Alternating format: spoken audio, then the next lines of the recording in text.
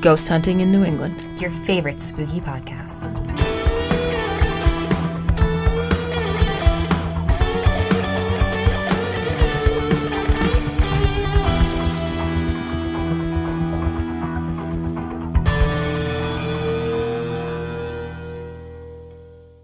Hey everyone, and happy Friday. Welcome to a very special bonus episode of Ghost Hunting in New England with your host Amelia. and Beth. And we wanted to give you guys a little extra episode because this is the spooky month of October. Numero doso is that this isn't exactly ghost hunting, what we're going to talk about today. Wait a second. What is a doso? No, it's just being funny. Oh, okay. Yeah. So today we're going to be talking about something that I love. I think this is the coolest phenomena. Out of every kind of strange, spooky thing that I love, near-death experiences blow my mind. Yeah? I love them. More than shadow people. Way more than shadow people. More than black-eyed children. More than black-eyed children. More than cryptozoology. It's close, but yeah, more than that even. Yeah? More than Reiki, more than coffee. I love near-death experiences. Just not having them yourself personally, right? I'd be into it. Oh, well, might be a little too close for comfort. Careful what you wish for. Well, I'm saying near-death. I'm sorry, I thought you said I meant your death. No, stop it. No, that would be awful. I would hate that. So yeah, so this is something a little fun. It's not exactly ghost hunting, but my thought and why I wanted to bring this to you guys on a bonus episode was To see how many subscribers we have? we're up to like 6. That's pretty good, Beth. I know, right? We're up to a whole 6. And we found out that we have subscribers on services we didn't even know existed. Podbean, who knew? Right. So yeah, I guess with Podbean we're at 7. So, there you go. Yeah. So hi to all 7 of you. Hey, that's great. So it's not exactly ghost hunting. That's why it's a bonus. But my thought was, how do I want to say this? If you are interested in ghosts, you might just enjoy scaring yourself, right? A little bit. You might just want, what's it called? My brother always says it. It's like Living vicariously through others? No, suspension of reality. That sounds like something Will would say. That's something Wilton says. You have that. But also, I think it's a lot of people are interested in what life is after death. Is there life after death? What does it all mean, right? Sure. Because if you believe in ghosts, you believe there is something after we die, right? There could be. Maybe there's only something after death for the ghosts that are stuck here. But that still implies that there is something. Sure. Right, because it can't just be absolutely nothing or you're a ghost. Why not? What do you mean, why not? Well, I mean, if you're here as a ghost, it's because you haven't passed into the eternal nothingness. No, I don't believe that. Because then how do you explain demonic hauntings? They're still a ghost. No, demonic haunting is not a ghost. It's a demonic entity. It could just be a jerk ghost. Nope. And besides, we don't do demons. We don't investigate demons, but why don't we investigate demons? Because we don't want them to follow us home. Which implies we believe in demonic entities. It would imply that, yes. Yes, so that's what I'm saying. Glad we got that out of the way. So I think this is interesting because it is that idea of there being something after death. And that's what these near-death experiences are and imply. We're going to look at both sides of it. We are going to look at some of the science behind it, some skeptics behind it, and then we're going to go onto the interwebs and hear from some people online what they had to say about their near-death experiences. Sure. Sounds good. And if any of you out there have had a near-death experience, oh my God, please tell me about it because I want to hear about it so bad. And please record yourself doing it because no lie, my freak flag is flying right now. Like it is. Don't laugh at me. So I pay for YouTube.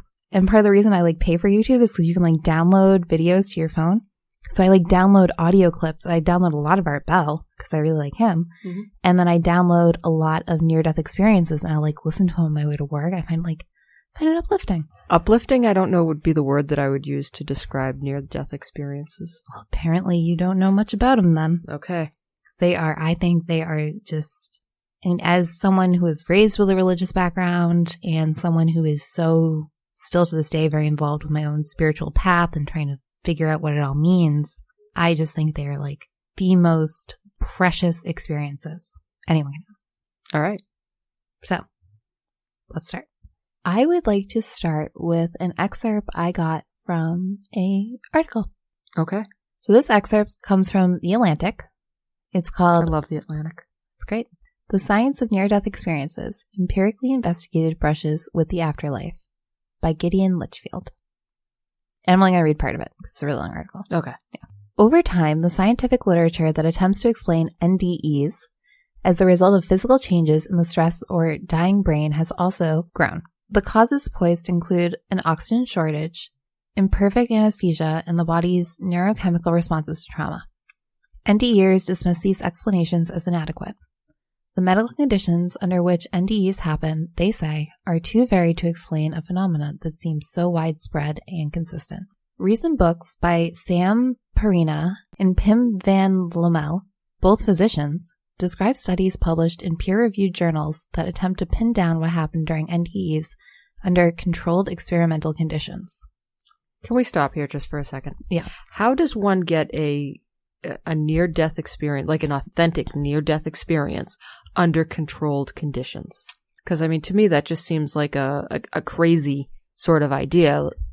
If you're having a near-death experience, it's because you came right up close to death. And I also think that it can only happen in an authentic sort of experience. Like, I jumped in front of the train and it almost killed me. It's interesting you say that. I think that for if a few reasons, because in a hospital, that's probably hold on. no good. To have a near-death experience, you have to actually die. No, that's a death experience. Which really is what these are. You have to die and come back. Okay. So they're like killing people and bringing them back. See, I'm pretty sure that's going to fail the Medical Ethics Review Board. Right. Okay. Like, who signs up for this? So, oh, they take people who are marginalized in society already. It's like how they used to run health experiments in the 40s. They'd find like orphan kids. Maybe. Prisoners. But we don't know that. Yes, we do know that's what they used to do. Well, we know that's what they used to do. We don't know that's what they're doing right now. Okay. So, yeah. So I guess we should explain that up top. A near-death experience isn't, I narrowly missed my car getting hit by a fraction of an inch. Like, a near-death experience is like you flatline for like 10 minutes. And then you come back and you were like, I just met God. Mm-hmm. They're cool. I really like them. Have you experienced many yourself? No, but I really want to. Okay. I don't think that you do. Well, I don't know. Sounds like a day off of work. Don't you have enough issues with people not showing up to work? Well, it's my turn now. Okay, so Perina and his colleagues published results from the latest such study involving more than 2,000 cardiac arrest patients in October. A recent book by Mary Neal and Aben Alexander recounting their own NDEs have lent the spiritual view of them a new outward respectability. Mary Neal was, a few years before NDE, the director of spinal surgery at the University of Southern California. She's now in private practice. Aben Alexander is a neurosurgeon who taught and practiced at several prestigious hospitals and medical schools, including Brigham and Women's and Harvard. Local guy. Those are right here in Boston. Mm-hmm. It was Alexander who really upped the scientific stakes. He studied his own medical charts and came to the conclusion that he was in such a deep coma during his NDE, and his brain was so completely shut down that the only way to explain what he felt and saw was that his soul had indeed detached from his body and gone on a trip to another world, and that angels, God, and the afterlife are all as real as can be. Alexander has not published his medical findings about himself in any peer-reviewed journal, and a 2013 investigative article in Esquire questioned several details of his account, among them the crucial claim that his experience took place while his brain was incapable of any activity.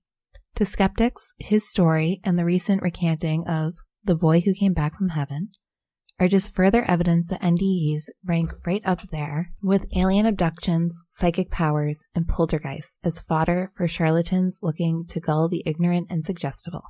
So yeah, that was the excerpt from the article from The Atlantic. And the whole article is really fascinating. So I just want to make sure that I followed this correctly. Mhm. So there was a guy, he was like a neuroscientist, Yes. right? And he went into a coma. A severe coma. And he had some sort of memory of what was going on to him while he was in that coma. Correct. And then when he woke up, Mm-hmm. he reviewed his medical records Mhm. and saw that there was no sort of electrical activity, like there was nothing medically explainable about what was happening to him. He wasn't dreaming. There was no sort of anything going on. That is correct. So his entire interpretation of it was he must have gone to, did he say another world? Yes. Okay. I don't know that I agree with the idea that he went to another world. I am more inclined to think that he went to another level of consciousness. I'm inclined to say that he went to another level of consciousness that's not measurable by current medical science. And whether that is indicative of what we're calling a near-death experience is certainly what we could say is happening, that there's some other level of consciousness that exists that we can't access in our regular daily lives. I know that last line in the article was meant to be a little facetious, but I mean, it would be along the same lines of people who they can tap into their psychic abilities. You know, are they on that same sort of other conscious level as people who might have that experience of feeling like they died? They just did it while they were unconscious. Does you follow? Not at all. No. Yeah. I don't see how you're differentiating those two things. I'm not. I'm saying that they're the same. It's just one happened when he was unconscious. No, I'm saying I don't understand. So it says like he feels like he went to another realm, Mm-hmm. and you're saying he went to another level of consciousness, Mm-hmm. but I'm not understanding how those are different. Did his say he went to another world? But he means like he went to heaven is what But he's implying. That's all I'm saying is that I was interpreting it very literally, as he felt like he had traveled to a different physical location, like his mind had gone to a different physical location. Whereas my interpretation of it is that he was just able to access parts of his internal brain workings that he hadn't been able to access otherwise, and that we don't know how to measure using instruments that other people can interpret and read. I still don't understand what you're saying. Basically, I'm saying I don't think he went to another world. I think it was a world all within his mind that's always there and that we all have. So that's what skeptics would say. So that's what like all the atheists say and agnostics. They say there's no such thing as God. There's no such thing as heaven. It's all just in your imagination. So that's what you're saying. That's how you feel. I could see that.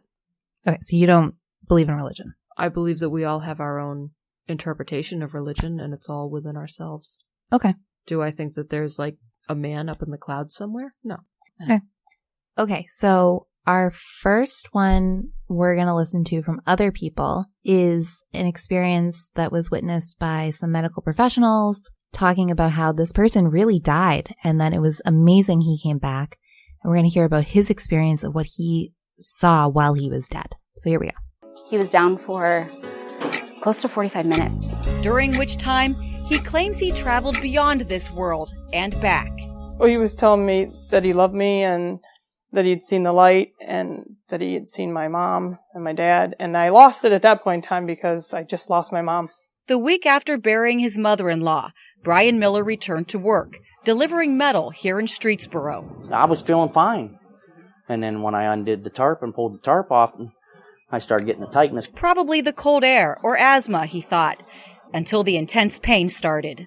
I'm a truck driver, and I think I'm having a heart attack.